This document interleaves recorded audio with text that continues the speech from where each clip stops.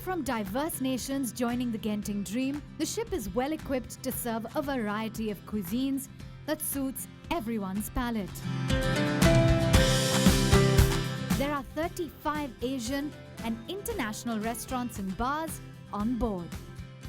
And the person who's responsible for the absolutely delectable fare of food that we've been eating all the time is with me right now, head chef Saiful, who is with us. Thank you so much for joining in. I understand you've been here for 22 years. Can you tell us what goes on behind the scenes? It's a big operation actually, but with a kind of teamwork that we have, a good crew, a good cook that we have, then we are doing okay.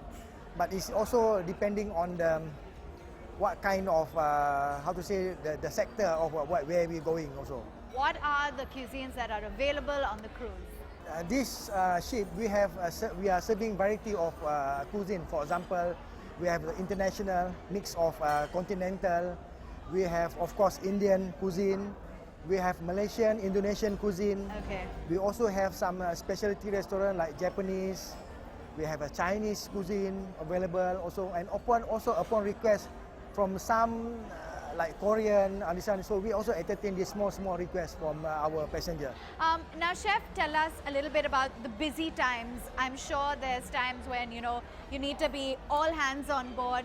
What are those times like? What's the action in the kitchen? Usually, when we talk about busy, is during the ship is alongside when we're taking loading, taking provision in, and also at the same time the embarkation starts. So this is the time that we feel a little bit pressure on the thing. We need to take the loading, the item in, and also to have to serve the passenger who keep on coming in from embarkation day. And during the normal days, the most busy hours is around now, around the dinner time.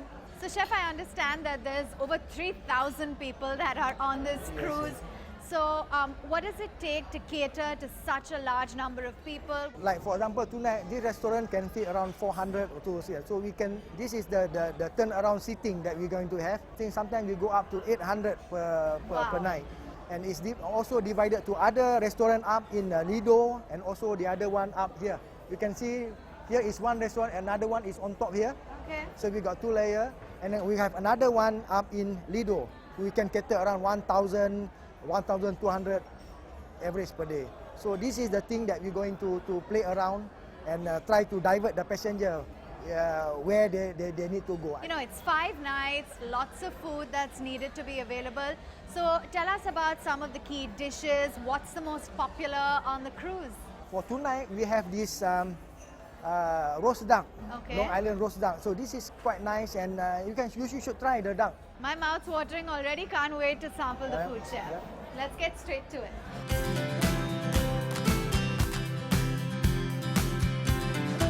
Everything looks so good. What should we order? For the main course, we should try the duck, the Long Roasted Island duck? duck breast. Yes.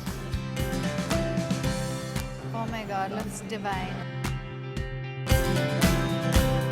It's delicious.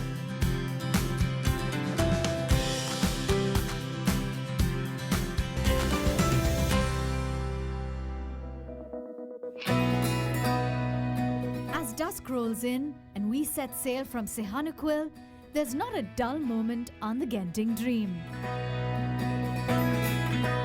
And we've got exclusive backstage access to one of the biggest productions on the cruise, as the Sonio cast is ready to wow us with their fantastic performance.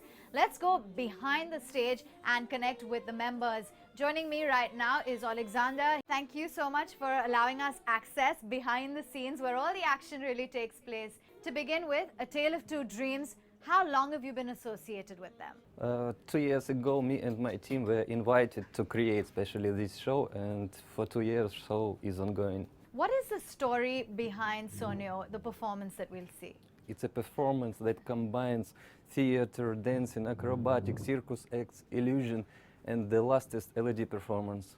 It's a kind of tale about two dreamers that met in little childhood and grow up together through the mystery of dream. So it's a beautiful story that's going to unfold. What goes on backstage? How many performers do you have? What kind of preparation do you have? How does it all happen? It's a very hard job for us because we should practice a lot, and the show it's just a result of this job.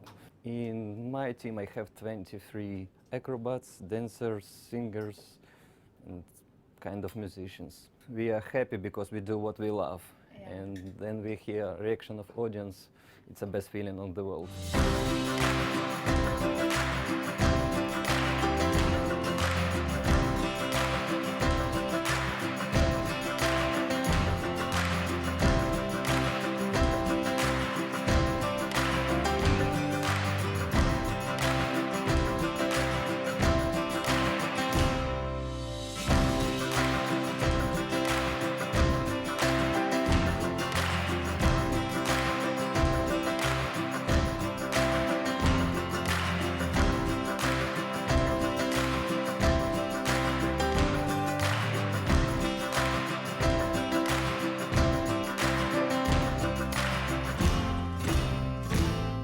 And the person who's responsible for all those tantalizing performances is with me right now. We have the cruise director. I am absolutely blown away first up by the Sonio performance. There must be so many rehearsals to get this level of perfection. That's right. Well, it's not easy to come up with a show. So the whole process, it starts like they start doing their warm-up and everything. It's like about 5 to 6 hours of preparation every shows. So it's really a lot of work. They do a lot of rehearsals, and every time they try to do some different acts. Most of the cast is coming from Ukrainian and Belarus, Russian acts. So the show is being conceptualized on board the ship. So the process is about like 3 to 4 months. So we have a team who works on the show. So we have a LED designers, stage artists, story line up people. So they line up first all the stories, how the show will work. Then we do auditions. Then we let them all come to the shape. Then that's where we start with rehearsals. Then we come up with the costumes. So all the costumes you have seen during the show, it's all done on board the ship. So it is all been made according to their height, weight, and they cannot get overweight. So they had to be on the same weight throughout the whole show. As a cruise director, can you tell us a little bit more about your role, what exactly you oversee in terms of entertainment? This is my 15th year. I started as a cruise staff, which is the most basic in the entertainment position. So I've grown up with this company for 15 years. As an entertainment director, we make sure that the programs which we line up on every cruise sector, it depends on what kind of people are cruising.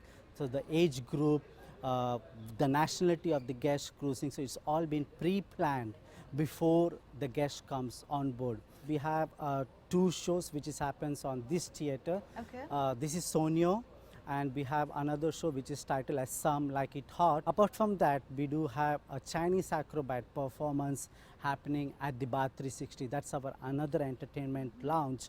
Then we have musicians, we have a cruise staffs, we have a DJs playing at the zoo. So all of these people are always around the ship, making sure that our guests are being entertained all the time. This is one of the show where normally previous times we used to have a dancers and the acrobats, but this is a unique characters. They are dancers and an acrobat, so it's combination of one. And the show productions, it's all very different from other cruise lines. And I can say that what we got and what other ships don't have is the firework. And it's special because the firework is actually made of seaweed. So when it goes to the sea, it becomes It's not a food harmful. for the fish. You're in the business of entertaining everyone. Tell me what you love most about your job. What's the most stressful part about it? The most love I can say is seeing the people smiling, having fun, enjoying, talking to them, and seeing what are they expecting. Are they comfortable in the ship as well? So we are considered always like a face of the ship. So we are always around the ship, talking to the people, seeing how the activities are going on, and getting some comments. Sometimes when we walk around, the people will say, oh, I want to dance, can you give me a dance floor? So we arrange a dance floor for them specifically. Stress is not that much, it's all about fun and love to the job. Yeah, and that's exactly what you're giving us with these fabulous shows. You have the weight of all of the entertainers on your shoulders, and you're doing a brilliant job. Thank you so much for joining us. Thank you very much. Thank you.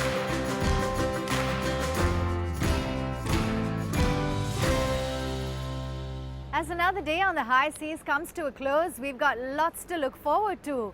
In fact, there's going to be a pit stop in Lam Chabang, Bangkok. also, we'll be exploring all of the special facilities and activities that the ship conducts for MICE for the corporate groups.